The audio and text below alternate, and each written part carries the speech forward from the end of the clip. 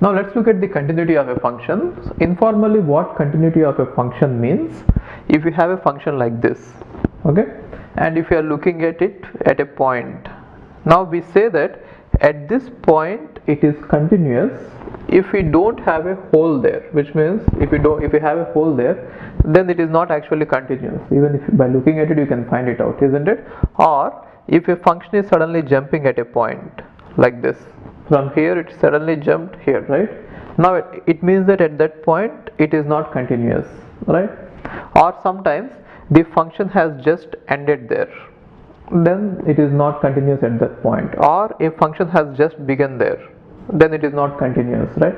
So what continuous is, now when you are looking at it at a point, it should have exactly the same value if you look at it a point to the left of it, and if you look at it a point to the right of it, right? If it is not so, then it means that there is some irregularity, which means it is not smooth, right? If it is smooth, then generally you are going to see that both the sides at that point it is going to have the same values, right? So a function is said to be continuous at a point if it is going to be continuous and it is not going to have any hole or a cut or any jump like this. That is informal definition. Now let's look at formally how to define it. A function f of x is said to be continuous at x equal to a if limit extends to a f of x equal to f of a. So what they are trying to say is, now let us say this is f of x, this is the function we are talking about, and now we are talking about a point a. At x equal to a, we want to see what is this function, whether it is continuous or not continuous. Now they are saying that you find out the value of this point, which is nothing but f of a, right?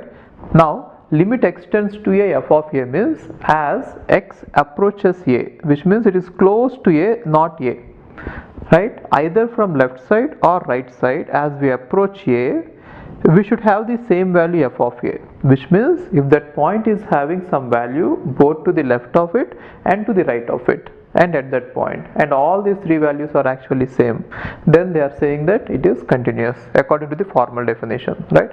As we approach a, it should have the same value as what it had at a. Got it? Okay. Now this is one way, that is one way of saying it. Other way of saying it is left hand limit is equal to right hand limit equal to value of the function at x equal to a. Same thing. So either you take the left side of it or to the right side of it or at that point. See, when I say left side of it, it is just you have to move it a small fraction to the left, a small fraction to the right, and check its value. Okay.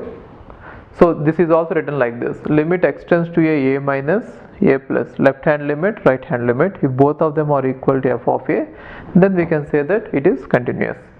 Now if a function f is not continuous at x equal to a, we say f of x is discontinuous, which means if these properties fail, then we can say that it is discontinuous at x equal to a. And again, we are going to talk about continuity or discontinuity given the function and a point, right? We are not going to say that a function is continuous or discontinuous without that point. Got it? So here we are talking about continuity or discontinuity at the point a. And next one is f of x will be discontinuous at x equal to a if left hand limit is not equal to right hand limit, which means if the left side I have some value and the right side if I have some value, if both are not equal, then I can say that it is not continuous, which means discontinuous. Or if left hand limit is equal to right hand limit but it is not equal to the value at a, right? Or if f of a is not defined, which means it can be either 0 by 0 or infinity by infinity. In that case also it is not continuous. Or at least one of the limit does not exist, which means either left hand limit or right hand limit, or the limit doesn't exist.